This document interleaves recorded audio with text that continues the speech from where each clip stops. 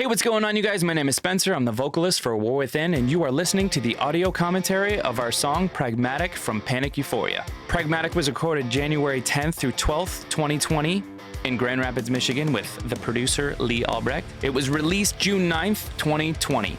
This song hit over 100,000 streams, and it was the first song to be playlisted on a big Spotify playlist. It's a great accomplishment because not everybody can do this thing, and it was something nice that this band really finally did to hit like a big playlist. And we've been on this playlist ever since, so shout out to Spotify. Thank you guys so much for supporting this band more than you know.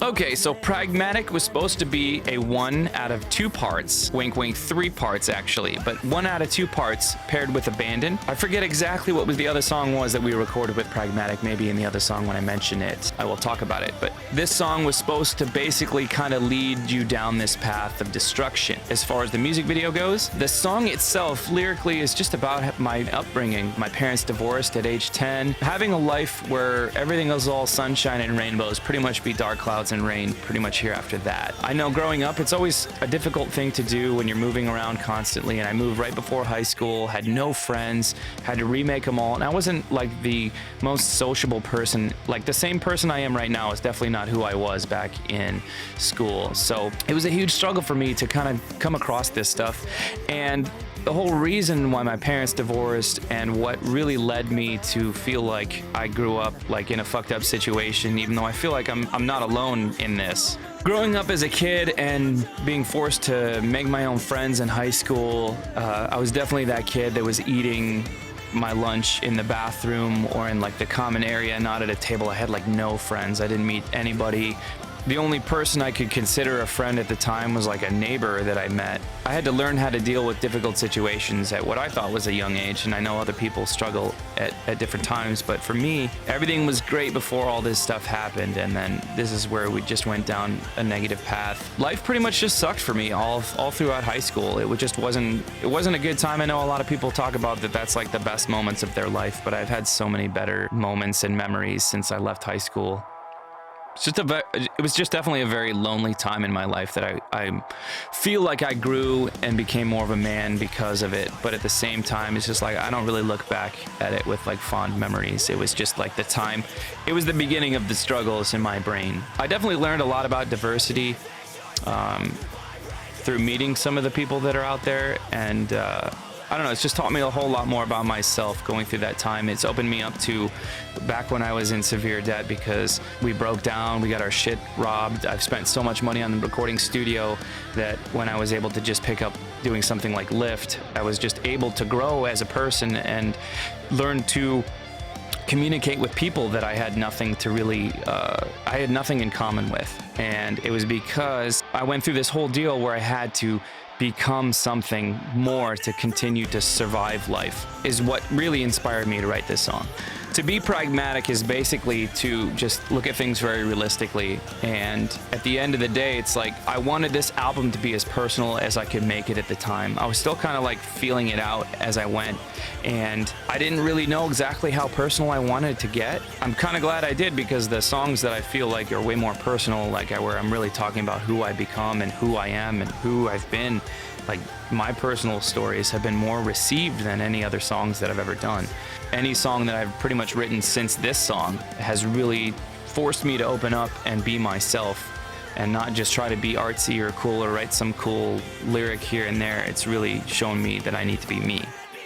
So this music video is a 2-parter, which I've mentioned, with Abandoned, and we really wanted it to set up so that way the first part would pretty much bring you down the path centralized around addiction and loss. It's something that you struggle with. It's pretty much the whole premise of the song Pragmatic is to be realistic. You can't control anything that happens in your life. You can only really control how you react to it. We wanted to make the story as close to my real life while not being under-dramatized. We want it to be like exciting to watch. I definitely feel like I have my own vices, and a lot of the time I feel like drinking is a part of it. and we wanted to centralize the substance abuse from drinking to losing your significant other, in this case, to the story. So because something that comes into your life and you abuse it, it's basically a bad thing because you take things for granted. I pretty much start the video doing a whole bunch of drinking and just hanging out, being pissed off because, you know, who isn't pissed off these days? No one's perfectly happy. What you don't know, it's because Renee, who's playing my significant other, is dead, and you'll find out why later. We all hang out with our friends, so part of the story is I go to hang out with Roy, but I do him dirty and I steal his wallet, even though we're like drinking and hanging out, and I think we're smoking in this one. I could be wrong. I'm pretty sure we're smoking in this one. He realizes it's me and then sends 2 guys to kick my ass, which is a little extreme, but still reasonable, man. You know, it's like I've definitely had a lot of friends do me dirty in the past. Like a lot of friends turn their back, and it's not a nice feeling. It's really isolating and lonely. So I get beat up, and the end of the video, you pretty much, as I'm lying there on the ground bleeding, you learn that Renee and I, like I'm holding a photo and it's of Renee and I. And you don't know exactly why just yet, which will be continued and abandoned. The video location was shot at the Russell Industrial Park, which is basically in Detroit. It's almost like a convention center / art commune. It's a cool place. Lots of people do photos at the Russell Industrial Center. We've actually shot a few music videos there already. Wallflower, the Love Me Like You Do cover was shot there. So we've shot a whole bunch of shit at the Russell, and you won't even know because it all kind of looks a little bit different in different areas of it.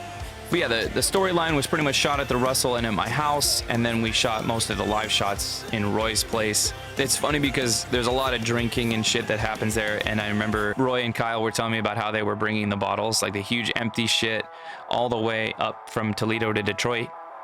The story really is about coping with loss and abusing addictions. I know that sometimes we lean on things as a crutch to help us get through life, and that's just kind of like our own vice. It's just how we get through stuff. Some people drink, some people smoke, some people go to the gym, some people play video games, some people do anything, go on vacation, and sometimes it's positive, sometimes it's negative. I feel like everyone, including myself, faces like hard choices with addiction. I definitely feel like I drink too much at some times, especially during this pandemic. Drinking way too much, way too often. It's like, what else can you do? I mean, you're just trying not to be depressed, so I get it.